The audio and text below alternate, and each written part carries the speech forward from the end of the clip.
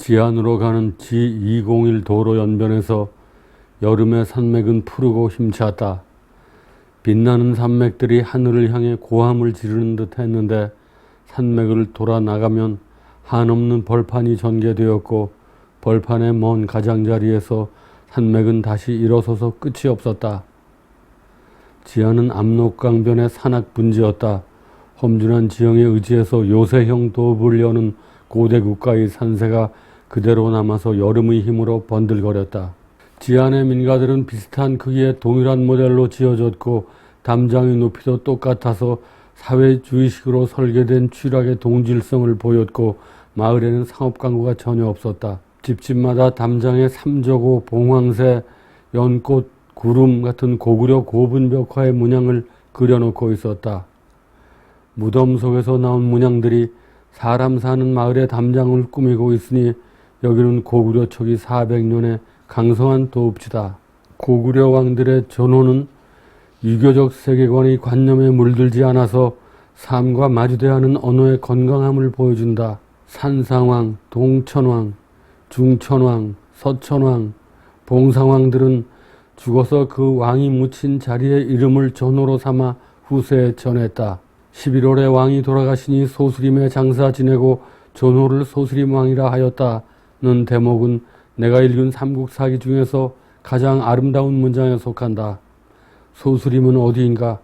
작은 짐승들이 모여 사는 숲이라는 뜻으로 봐서 아마도 국내성 왕궁에 딸린 동물원이 아닐까. 고구려의 왕들은 죽어서 강가에 묻히거나 산꼭대기 봉수대에 묻히거나 작은 동물들이 사는 숲에 묻혀서 한 줌의 흙을 국토에 보탰고 그 묻힌 자리에 지명에 불멸의 지위를 부여했다. 고구려인들의 강토사랑은 그처럼 구체적이었고 현실적이었다. 왕들은 죽어서 자신의 전호를 국토에 포개었다. 광개토 대왕의 전호는 왕의 무덤 자리가 아니라 그 생애의 자랑과 고난을 압축하고 있는데 광개토는 한반도 모든 임금의 전호들 중에서 가장 사실적이고 서사적이고 압도적이고 다이내믹하다. 광개토 대왕은 39살에 죽었다. 그의 아들 장수왕은 97세까지 살았고 그중 78년을 왕위에 있었다. 장수왕은 장수하기도 했지만 그의 전호에서는 부왕의 요절에 대한 한이 묻어난다.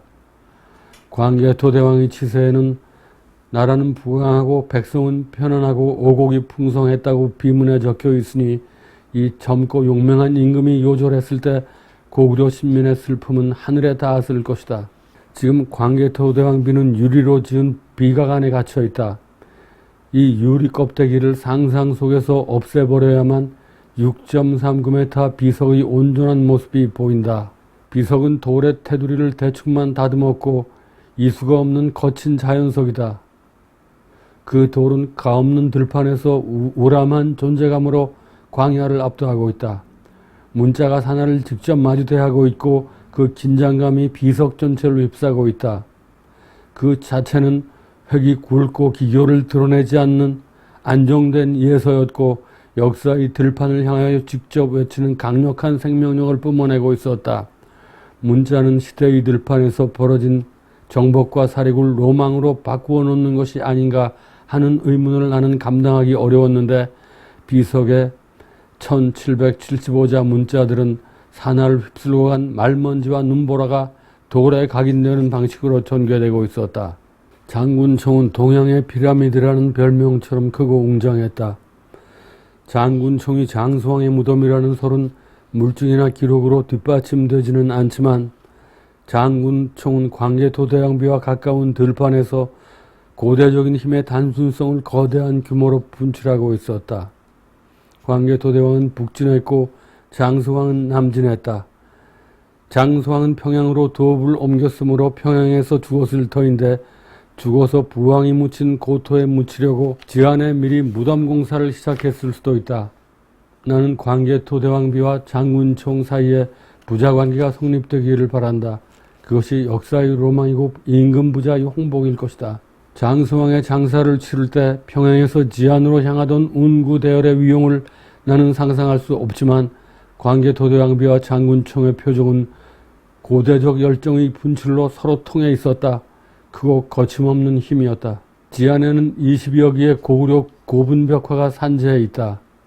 그 중에서 일반이 관람할 수 있는 곳은 5회분 5호묘뿐이다. 5회분은 5기가 한 곳에 모여있는 무덤대를 말한다. 5호묘의 현실 벽면에서 천정에 이르는 공간에는 환상의 나라를 날아다니는 상스러운 짐승들과 악기를 연주하며 하늘로 날아가는 선계의 인간들이 그려져 있다. 거기에는 현실을 넘어서는 공간이 있었고 그 공간을 흐르는 음악과 율동과 시간이 있었다.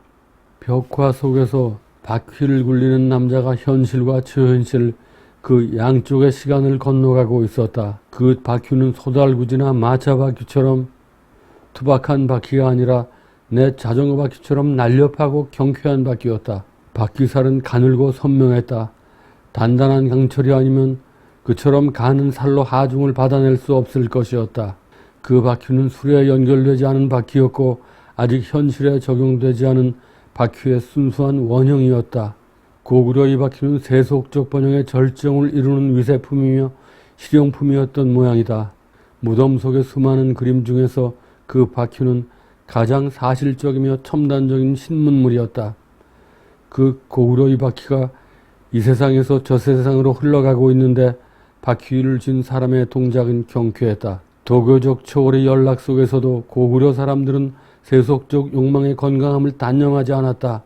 5회분 5호묘뿐 아니라 다른 고구려 무덤 속에서도 세속의 생활은 건강하고 활기찬데 바퀴는 그 첨단을 이룬다. 베이징과 선양을 다녀온 박제가는 바퀴에 열광했다. 그의 저서 북학위는 첫 페이지부터 바퀴 예찬으로 시작한다. 그는 바퀴의 문화적 경제적 사명의 발견자였다. 그는 바퀴의 이용이 단절된 조선의 현실을 개탄했고 연결된 도로를 바퀴로 소통함으로써 세상을 바꿀 수 있다고 주장했다. 그의 진언은 채택되지 않았다. 박제가 이 시대까지 고구려의 바퀴는 버려져 있었다. 바퀴는 원이다. 이것에 동력을 연결시켜서 도로 위에서 굴리면 인간은 한없이 앞으로 나갈 수 있다. 인간의 갈 길은 멀고 멀다.